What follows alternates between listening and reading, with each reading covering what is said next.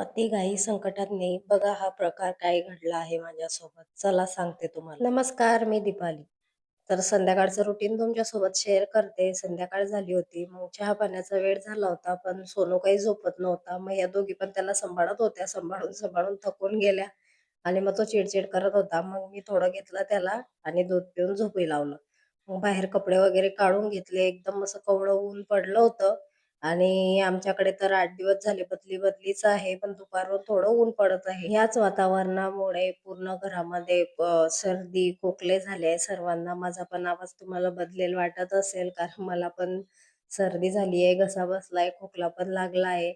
म्हणजे आम्ही तिघी चारही जण आजारीच आहे सध्या. सर्दी खोकल्यात चालू आहे, जातच नाही. गोळ्या औषधी घेऊन पण जात नाही. तिघांचा पण दवाखाना केला तरी पण सर्दी वगैरे जातच नाहीये. दोघी मुलींची पण जात नाहीये आणि आता आमच्या सोनूला पण सर्दी झाली. कारण त्या दोघींचं इन्फेक्शन त्याला होऊन गेलं आणि वातावरण पण थोडं खराबच आहे. मग तो पण थोडा चिडचिडच करत आहे सध्या. मग पटापट कपड्यांच्या घड्या वगैरे करून घेतल्या आणि किचनमध्ये आले.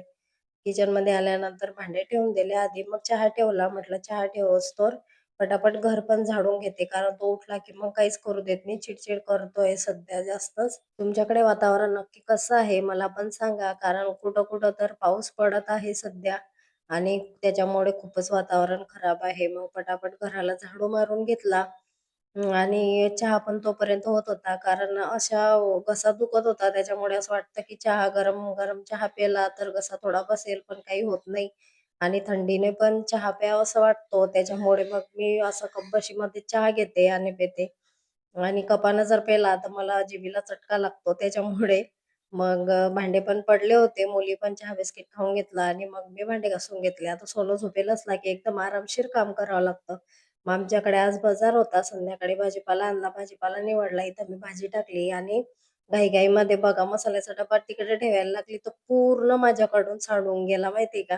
आणि पूर्ण वाट्या फुल भरल्या होत्या. पूर्ण जिरं, मोहरी, तिखट, मीठ सर्व मिक्स झालं होतं. आता हे सर्व मला फेकून द्यावं लागेल. कारण पूर्ण मिक्स झालं. आता ते मिक्स कसं वापरणार आपण? मग त्याच्यामुळे मग पटापट पूर्ण साफ करून घेतलं आणि सोनू पण उठला होता. तो चिडचिड करत होता. त्याच्यामुळे मी पटापट करत होती आणि हा पराक्रम होऊन बसला माझ्यासोबत.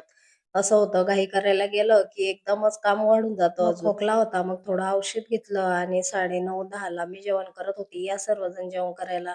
व्हिडिओ कसा वाटला नक्की कमेंटमध्ये सांगा आणि अशाच व्हिडिओसाठी मला फॉलो करा. चला बाय.